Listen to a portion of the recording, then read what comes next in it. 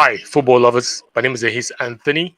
Welcome to a Naija episode edition, and I'm here with Jide the Great from UK London. He's not new on our platform, but we're here to talk about the aftermath. Another day, the dust has settled. The, we know the Ghanaians are going to Qatar 2022, and Nigeria will not be going. So, just a bit of reaction to what happened yesterday. Jide, what's up? How you doing?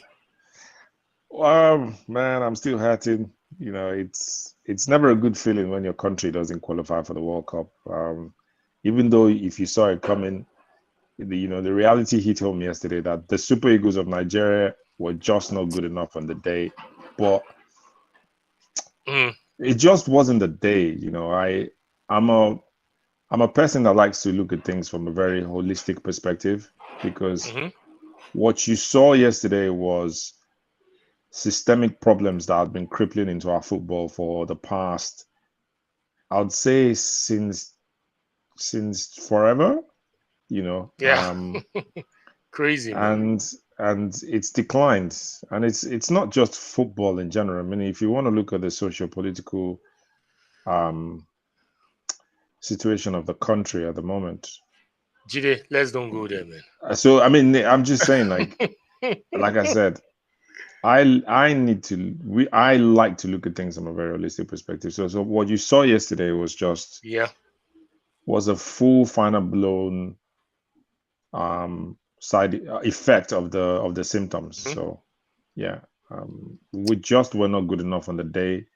Um, and yeah, I don't know whether you want to touch on the technical aspects. I can talk about a lot of things, but what area do we start from? There's a lot. There's a lot. Well, as football lovers, we would concentrate solely on the technical aspect because hardly Okay. do we have information as regards the Mm, administrative aspect. What they do okay. is what we see, like Yes. appointing Austin Eguavoin, sacking Gennett Rohr Mm, at a very critical moment of the nation's participation in the Nations Cup. We saw the performance from Eguavoin. It was just, how would I put it, just a flash in the pan. Win two games, or win three straight games, and after that, everything whistled out. We saw how Tunisia masterminded that game in the second round of the AFCON, and how, with the tactical nous of the Tunisian team, they took us out easily. And the same thing played out against Ghana in this World Cup qualifier. hmm We saw in Kumasi, we saw how it was just, for me, the difference is just the tactical prowess from both managers or both teams. The hmm Ghanaian guys were able to look at their weaknesses and look at hmm their strength. They were able to build on their strength, and they were able to work on their weaknesses. And also, they spotted the weakness of the Super Eagles and they hmm just acted. And that's why we all saw what happened. The rest is history, like they say. And we saw that Ghana are now in, they've qualified for the quarter 20, Qatar 2020. But it's so sad and it's so bad because at this point it was an easy tie before the rounds or before the fixtures was done. DRC Congo was begging to play Super Eagles, and we were even scared at the point that, looking at the remaining teams, how strong enough are we to beat hmm these teams? And it's all there for all to see now that we just have bunch of stars, but the technical we don't have the technical backing in a hmm manager to put the stars together to just do the job for us. Example, this guy was phenomenal in the two tie, Thomas Partey. What say about you? I know we're Arsenal fans. For me, one side I'm happy that we could see Thomas Partey back in the Thomas Partey that we know, but he was phenomenal in both legs. Mm, mm. Well, I mean, I would say it was phenomenal on both legs, but if you look at the Ghanaian team overall, I don't think there was anything special, to be honest, because Mm-hmm. they didn't blow Nigeria out of the waters. They just met a Nigerian team that was weak. They met a Nigerian team that lacked a sense of urgency. Because in the Mm-hmm. second half, they looked like they were playing Like it was actually the Ghanaians that were that had something to lose. Do you get my point? So Yeah. when you look at the overall game plan of the Ghanaians, it was very obvious what they wanted to do. And one of the weaknesses I felt the Super Eagles had under Coach Augustine Aguavon is they were very easy Mm-hmm. to read. Yeah. But again, I'm going to go back to the holistic way I look at things, right? Um, the two games that we've lost recently, the two crucial games that we've lost against the Tunisians and the Ghanaians, if I ask you, where did we lose it? Where would you say it was? Goalkeeper error. Okay, so I'm going to stop you right there. Yeah. When was the last time we had a great goalkeeper in the Super Eagles? Not a good goalkeeper, right? Because if you want to play for the Super Eagles of Nigeria, you need to be a great goalkeeper. Because Yeah. I can start off with the history. Yeah, Mm-hmm. I can start off from Best to Getting I can start off from Peter Rufai, Ike Shorumo, and then to the likes of Vincent Nyama. Those were great goalkeepers. They were world I think class. Vincent was the last. Oh yeah, exactly. So we've been having that problem for the last 6 years or so since he retired. In fact, more than Mm-hmm. that, because he retired Yeah. just right after the World Cup. After He the had World a Cup. yeah, he had a spat with Sunday Ulisse in 2015, and then that was it. Mm-hmm. He was frozen out of the team. Again, that tends to happen whereby for some reason certain players just get frozen out of the team, and you're asking yourself why.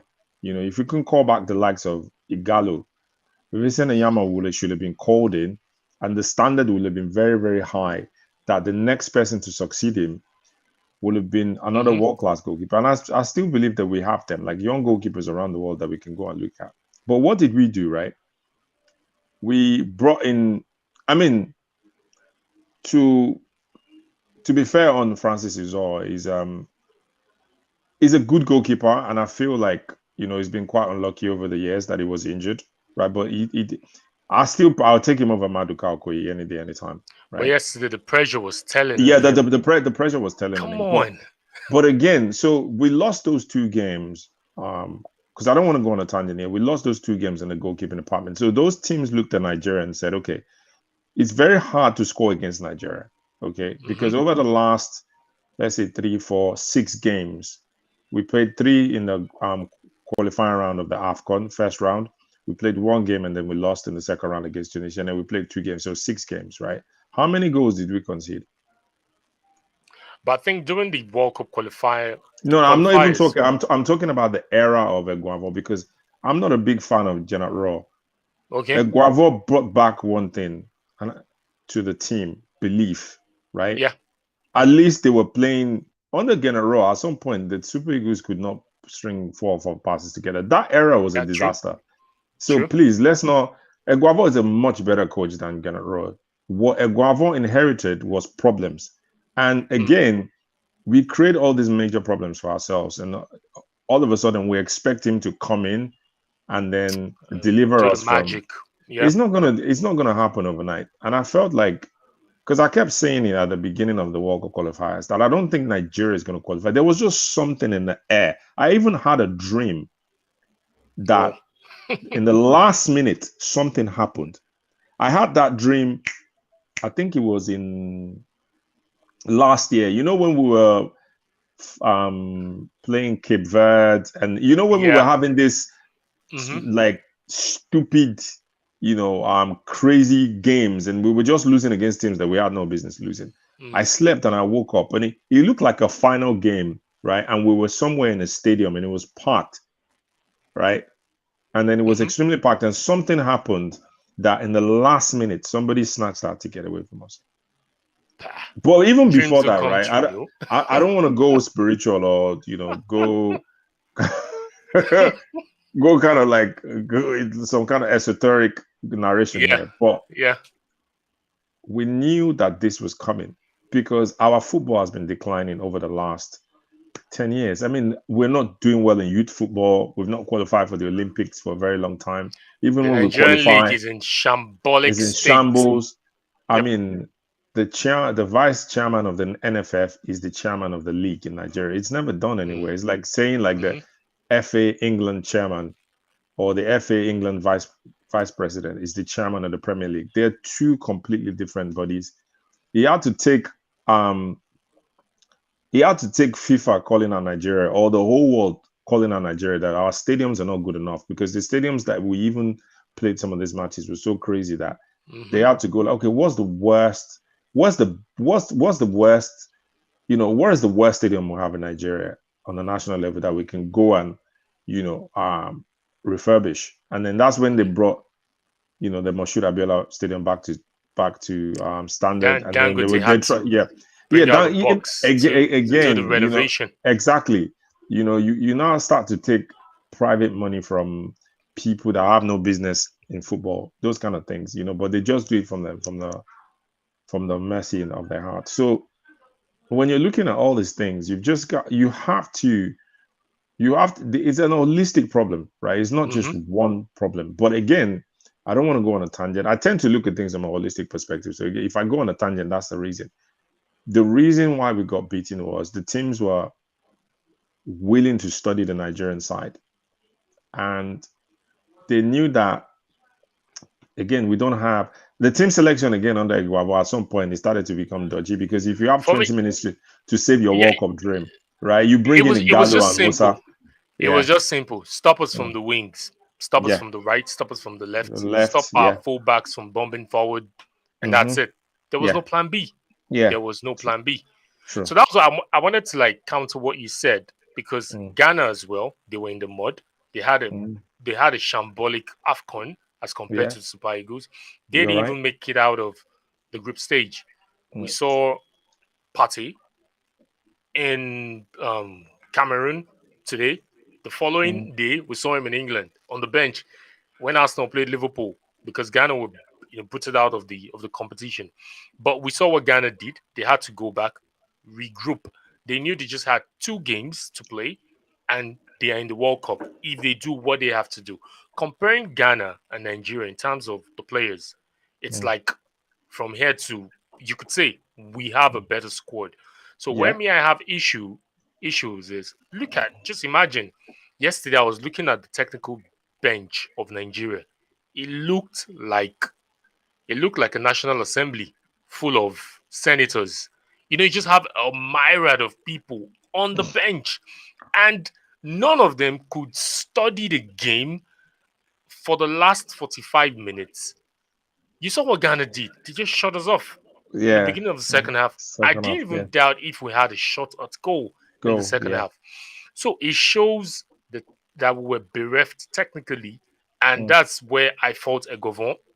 Mm. I'm just going to be truthful. Egovon didn't really didn't really up the ante and didn't really stand up to what he was called for to do as an interim manager. Mm.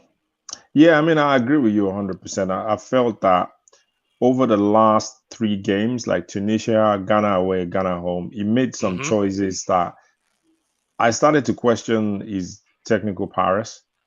And again, we don't know what's going on in the background, because I won't put anything past the administration of Nigerian football. The imposing of certain football players could be the reason why some players were able to get into the national team. With all due respect, Ahmed Musa and Vic and Odion Igalo Seriously, man. they have no Seriously. business playing in the Super Eagles of Nigeria. Seriously, So man. when you put those kind of players within the squad, I don't know what they're doing there. They're making them cups of tea, you know. And then we have 20 minutes to go, right? You had people like fair enough, you brought in Sadiq, but why don't you just play a joker, right? Mm. And live and die by that decision. The young lad of FC Copenhagen, Amo, right? Hmm. He's been in dazzling form recently. Yeah. He looked like he can unlock defenses. Uh, bring him in. Maybe he could have done 1 or 2 dribbles and won us a penalty, because it Hmm. looked like that's the only way we could score. You didn't do that, and then you brought in Ahmed Musa, Shehu Abdullahi, and then Damn. he put Zanusi on the bench. Zanusi has been one of our standout left backs.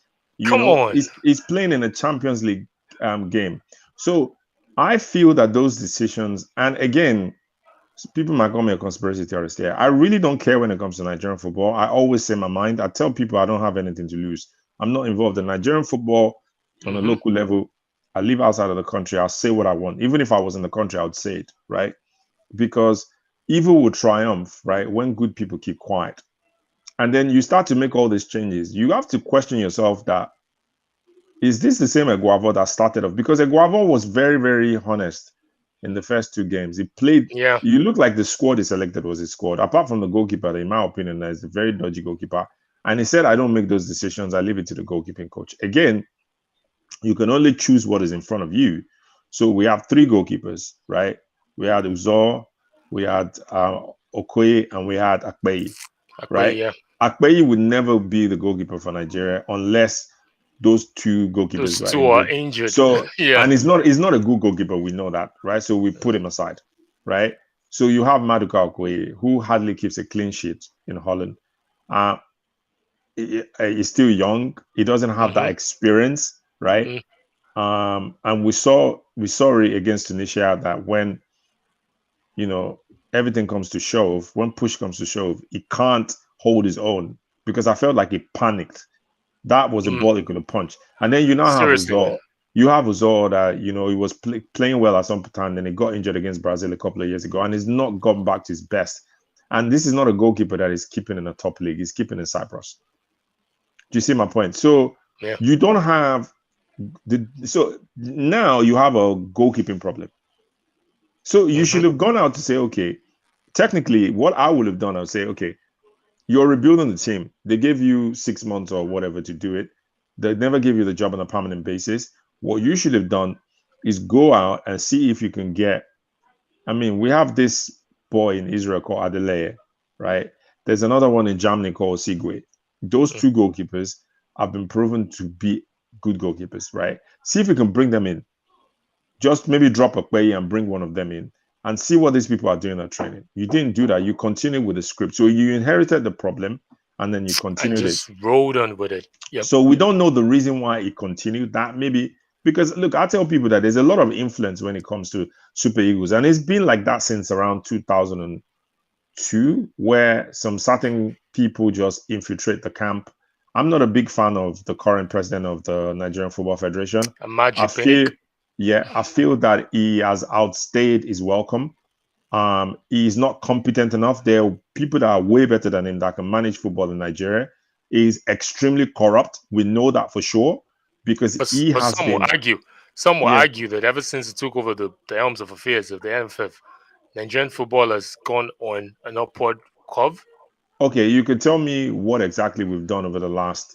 Um, Well, they could argue in terms of sponsorship deals, in terms of money being pumped into the Super Eagles, because I know it's only Super Eagles they concentrate on, though. okay, so here's the thing, right?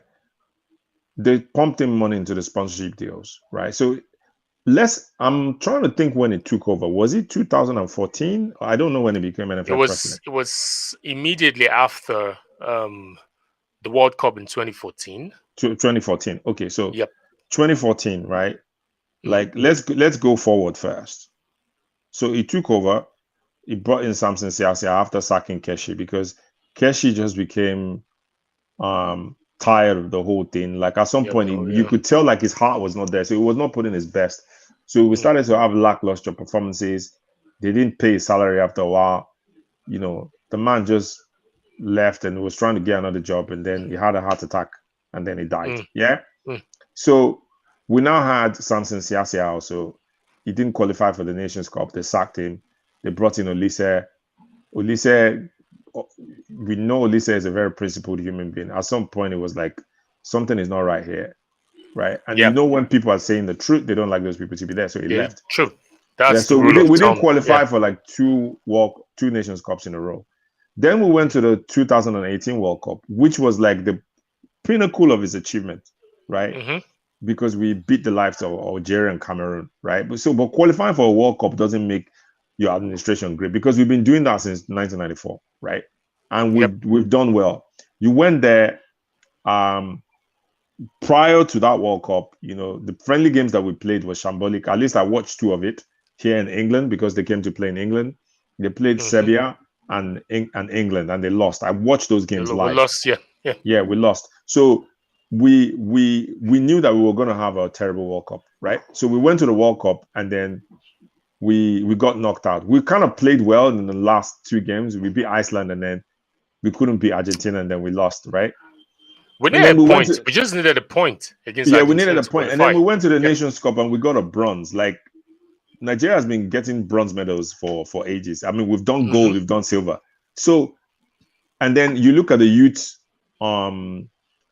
it, The I think it underage was competitions. Yeah. underage competition. It was only the 2015 squad that won the The World World Cup. Cup in Chile, and you can tell that was the knock-on effect of the 2013 their On predecessors in the 2013 17. I think on they the 17. graduated on the 17 on the 21, if Yeah, I'm not mistaken. yeah, But stats are right. so when you look at that, there's nothing to write home about. After that, everything went into shambles. We won't qualify for Olympics. We will lose games in under 17, under 20. The last under 20 World Cup was a shambles. And then we start to hear about how they lobby around the coaches and bring their own players, you know. So there's nothing to write home about. But if I go from 93, we won Japan 93, right?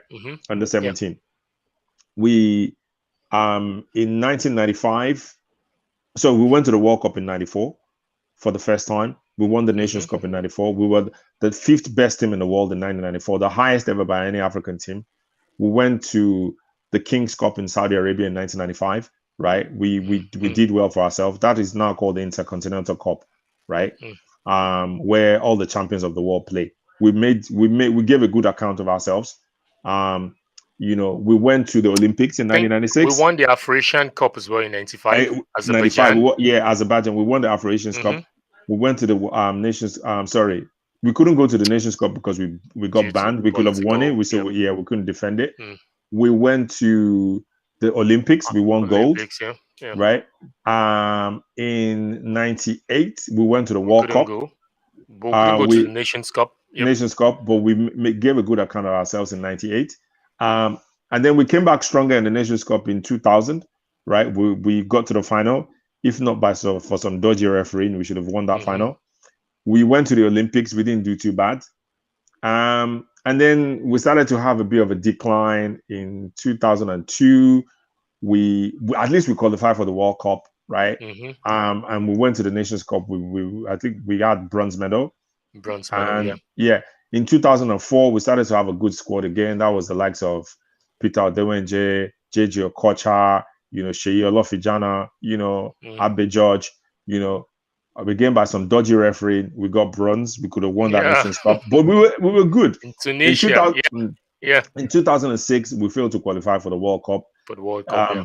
It kind of reminded me of what happened now. There was a lackluster performances. Some of the players didn't turn up well. I mean, that year, the problem was the players, right? I knew some ex-internationals that told me that the problems are the players.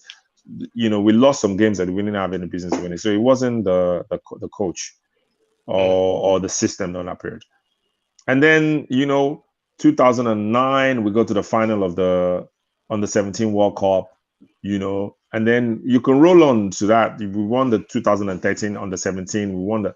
So you're talking about a country that has history. And the reason why you and I are passionate about this and what we're talking about this is because we know the history of our football, right? Yeah. So what exactly has Pinnick done over the last 7 years that he's taken over? Because now I really don't see anything that this guy is doing. It's obvious that all he's just doing. I mean, he's going out and he's influencing the call-ups, right, into the national team. It's sad.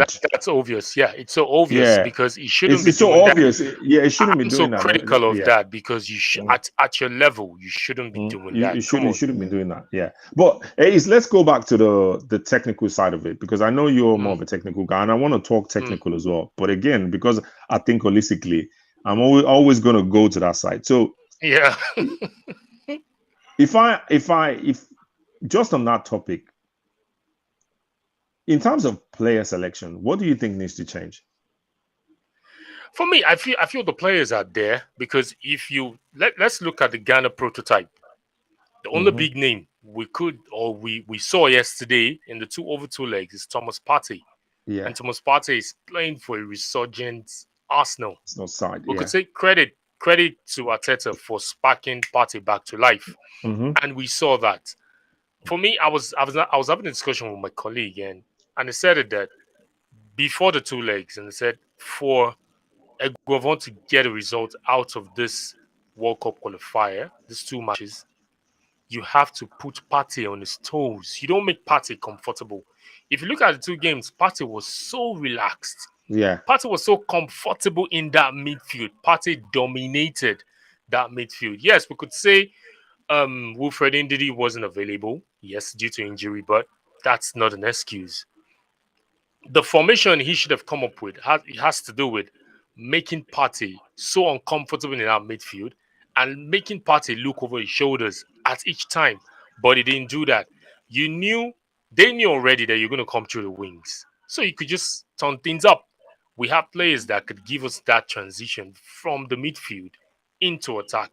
If you notice, Osimhen was isolated in both games. It Mm-hmm. was just yesterday that he came into the game a bit in the first half, and in the second half, nothing. Mm. So I was Okay. surprised that he had to wait for the entire 30 minutes of the second half when this was happening before he started making the changes. And also, I noticed something. Eguavoen is not in full control of that team due Mm. to the starting lineup yesterday. Immediately I saw the starting lineup, I knew we were not going to have anything to do with winning in that game. He made five solid whole changes. And look at it. You're bringing in guys that have not played in this continent, professional football in this continent. Look at Emmanuel Dennis. As at 45 minutes, he was gassed out. Mm-hmm. I don't know if you observed that. Yeah, I This other did. guy, Some of the players were tired and they were complaining about the heat as well. Yeah, come so on. So mm, you would see the Ghanaian team. Most of them have played here on the African soil. Even mm, Partey, before he went to Atletico Madrid or went to Europe, he has been here. And you could see the Ghanaian team. If that game was to go for another 30 minutes, they were still fit and ready to play. So I don't know play, what yeah. happened to the Nigerian players yesterday, but as well, the psychological part as well. I don't know what the managers were doing because Mm, in such magnitude of a match, you need to beef up the psychology of the players. You need to let them understand what is at stake. You need what to is the let them stake? Yeah. understand the pressure that is on them, the weight that is on their shoulders. And Mm, I'm so sure that was not done because we saw Uzor yesterday. Just a simple pass, and his legs were shaky, and he couldn't even compose himself. So I feel a whole lot of things just went wrong yesterday, and I'm so mm, happy we didn't get a ticket because getting a ticket, I'm sure they would have given a Govon another, you know, give him mm-hmm. another grace to take the team to the World Cup. And taking that team to the World Cup with that tactics, we'll get beat. They three times on a Sunday, we will get Yeah. beat and we'll Yeah. get embarrassed. So I'm happy Ghana. You can see me. I'm on a yellow shirt. I think I'm rocking. I'm neutral right now because I'm in as I'm, you know. I'm, I'm I'm kind of not. like repping Ghana right now. I'm neutral because I really don't think that Ghanaian team is great. And I told my Ghanaian friends that kept calling me yesterday because my phone was buzzing after the loss. I've got friends in Yeah. Ghana. I've got friends in the football industry over there. So Mm, they kept calling me and laughing. We do business together, but they were laughing at me. But they mm. themselves did not believe. Like when they're calling, but there was like a sigh of relief that they didn't believe that Yeah. True. they could, True. yeah, because their team wasn't great, to be honest. Mm-hmm. They hardly threatened Nigeria, and the mistake we made was if Ghana didn't score the first goal, we would have won that game easily, because the Yeah. support was there, right? Mm, But the problem with Nigeria is you don't have to be a great team to beat Nigeria these days. You just have to kind of understand football and tactically be aware mm. of you know um, Well, for me, what to do on the field, right? the Mm. 9 minutes gone. Just to round off. So what Mm. next for NFF, the Nigeria Football Federation? Let's not go Okay. into the administrative part because on the technical part, we need our football back. We've So been so we've so been, we've so been here yeah. before. Hmm. 2006, we didn't make the World Cup.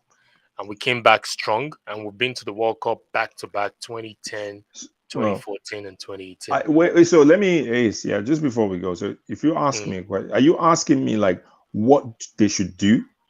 What should be done? Because I don't know what next for the NFF, to be honest. Like I don't know what they've done previously that they're gonna do Yeah, different, right? So I I, don't know. I But if you I know ask me, elections is mm, coming up towards the end of the year, and mhm. as of now, nobody has indicated interest of wanting to be the NFF president. Well, I mean, I don't know what the ex internationals are doing. There's some of them are busy sitting there and down Gallivanting, there gallivanting and political, going pitching political. their So tents. I think they should be looking into that because if Samuel Leto can be the FA president of Feckerfoot, Yeah, and, we saw and what Cameroon did yesterday. yeah, they should be Come able on. to do it. So let me tell you, fixing Nigeria's football problem has to start from this. We need to go back to the grassroots, right? And when I say grassroots, we need clubs in Nigeria to start to invest in young players. So all this Kaduna United, Enyimba, they need to start having Hmm. academies. They don't. They don't have academies. True What they though. have Mm. is old players, players that have hit like, a certain age, and then we know how it goes with Nigeria, and then we claim that they're this age, and then they play well in the league, and they want to sell them because all they want to do is make money, right? Make- We need to go beyond that. We need to start to invest in our youth football. So the clubs need to start to go to, young players should be aspiring to leave their grassroots local clubs in the area to play for a league team in Nigeria, right? Or at least say they want What to is go it? A into that. league where they owe players money for 6, 8 months? So I don't want to. Again, we're talking administration here. I'm just saying, like in a parallel universe where everything is working right, Mm. right. This is how we Yeah, should be. So let's, theoretically because my local or team here is hypothetically. called Charlton Athletic, right? Mm. If you have a young talented kid, if you have some kind of connections to a scout, you can say come and look at him, and they will invite him to come to trials. If he's good enough, they'll put him in the academy. Every team, most teams in the United Kingdom have academies. Even the Yeah. lower league teams, right? The League One, League Two championship sides, they have academies. So we need to do that, right? Then we need Mm. to start to encourage players very early. If you see a young boy playing in your area, encourage them, right? Don't say, "Oh, go and play with your mate. Go and play with your mates. You can't play with the old elderly people." All that mentality. We need to stop that. So Yeah. we need. Yeah. There's a lot of, because the reason why we won the first under 17 World Cup in 1985, China 85, is because we had something called Youth Fund, right? Mm. So we need to do that. That's number one. Number two, our league system needs to be organized, right? We need to Mm. have a organized league system whereby we can see these games. It's not hard. Ghana televises the. I watch the Ghanaian league, right? Even if it's on YouTube, even if you record the games, right? Get a camera, record the games, and upload it on YouTube. Commercialize this thing. It's not hard to get these things done. It's not hard for you to Yeah. record a game and just show it. Yeah. Show it on channels. When was the last time we knew who the highest goal scorer in the MPFL is? Right? Bring Even back the chat. Bring back the the website is cups. not updated It's not. as It's it's not supposed updated. to. Yeah. Yeah. Then the NFF needs to have a structure in place. Do we in this country, right? If you want to study to be a scout, train to be a scout, you can go through the English FA, right? If you want to be an agent, I'm a football agent. I got licensed by the English FA. If you go on the website, you see my name there, right? Mm. If you want to get your coaching badge level 1 to 5, right, is on the English FA website. Everything is in one Sorry, let me central bust point. your bubble. Let me bust your bubble. I was interested in getting going into the football administrative part in here in Nigeria. There is an institution called NIS. They're Oh yeah, situated yeah, I know it. Yeah, I National know it. Stadium, Surulere. I went Yeah. there, just wanted to get information. And do you know what I was told? Mm, I'm an IT guy. I'm a mm, software developer. That's what I do, 8 to 5. And I was being told that I'll have to let go of my 8 to 5, come into one campaign for 6 weeks or 8 weeks. mm. And when I'm done, I'm not sure that I will get, nominated for an opening that I have to lobby and all that. You So say, now imagine someone like me that love football and I want to be part of the football administration in Nigeria. I don't even have the access to do that and to getting the do that. Yeah, qualification. because there are systemic problems that block you from getting there. Again, I'm telling you that our problems are systemic. So someone like you with the Mm, brains, yeah. when I see you talk about football, I'm like, Mm, why can't someone like this be trained and be in proper football administration, right? yeah. But Yeah. you can tell that it's a systemic problem. So when I tell you that I look at things from a holistic perspective, that's what I'm looking at. Because to be a football administrator in this country, you don't have to give up your day job. I'm a football agent. I still have stuff that I do. Like you, Come on. I'm in Come on. marketing as well, and I'm a football Come agent, on. right? It doesn't stop me from doing that. So Yeah. once we conquer these problems, right, then we can now go to the team selection, right? Good coaches that are given access to do the things that they want to do. Stop lobbying, right? And then have a national camp. France has their own just outside in the suburbs of Paris. Mm, When they built it? They built it when they failed to qualify for the World Cup two times in a row, 1994 and 1990. They built yeah. that, and they built it. They said we want to have a 20-year vision. Guess what? They realized that vision in 4 years. They won France 98. And then 20 years after that, they won the The World Cup 2018 World again. Cup. People think that these things happen. If England wins the World Cup, right, today, hmm, they Mm, have, I've forgotten the name of this place. So just in somewhere in the middle of England, right, they have this training center that has, I forgot it. If you go on the English FA website, you see it. mm, There are hotels. There is a Hilton hotel inside of that place. There's like 6 or 7 standard pitches, training pitches. They invite young kids from as young as 12 to come there. The under mm, 17 uses as their camp. The under 20 and under 21, even the under 12 uses it on the senior team and the women's as well. All the history of England, that place is like a museum of football. So what happens is, let's say once they invite the players, they get text messages. They go and pick them up at their where they are. If they're coming from outside the country, they pick them up from the airport directly and they drive them to that place. So there's no room for distraction. Not all this stuff we were hearing about the Super Eagles camp. I mean, sometimes I see pictures of people going to the stadium where they're training and they're taking pictures, and I'm come on. like, things that are not. It's They're unheard. not normal. That it's It's unheard of. unheard of, and Yes. then I see all these bloggers as well, right? They come out and a lot of them are on Instagram. They start to complain, and I'm like, but even though you're saying the truth, you're also part of the problem because you go to the stadiums and you start taking pictures of yourself with this. You're not even supposed to be allowed access to those things. But again, we allow. I don't know, maybe it's an African thing or Nigerian thing. All this kind of stuff just happens, and so that's the way of fixing Nigerian football, in my opinion. We need to stop all of that. Make sure that the team selection is not influenced by It's anybody. on merit. Yeah, and then we have a good coach, and it doesn't have to be a foreign one. With all due respect, Yeah. if Sheyi Olofijana can be the sporting director of a club in Switzerland Mm-hmm. today, right? Trust me, we have. Or Mike Emenalo was part of the technical setup in Chelsea. Mm. Or there was this Albanian coach, a Nigerian coach that won a league with a team in Albania. So Mm. we have talent all over the world. What's his name again? So His name skipped me. yeah, He was a former Super so, Eagles player. yeah. Yeah. So those are my recommendations, bro. It's sad that we're having this conversation, but I feel that if we did not, if this did not happen, we're not going to reset. Just like the nation of Nigeria will reset as we're going into the next couple of years because some things will happen because we will get into Mm. the point where it's break points. And I feel like this needed to happen. Congratulations to Morocco, Senegal, Egypt, Ghana, Egypt, yeah, Ghana. and Cameroon. We So saw they a bit of deserve it. it. We saw a bit of it yesterday Mm. after the game. Saw what happened. The fans destroying and demolition. Dangote paid a lot of money to renovate that stadium, It's and look sad, at my the state brother. it is now. It's going to take a whole lot of money again to fix it back after what happened Mm. yesterday. But it is what it is. Jide, thank you so much for your time out of your Yeah. busy schedule. Thank you Mm. for honoring our invitation and talking Yeah. about Nigerian football. I know we don't, if we were to keep talking, we'll use 1 hour over 2 hours also. But it's all good. Thank you once again. Thank you It's a for ple- being on the it's show.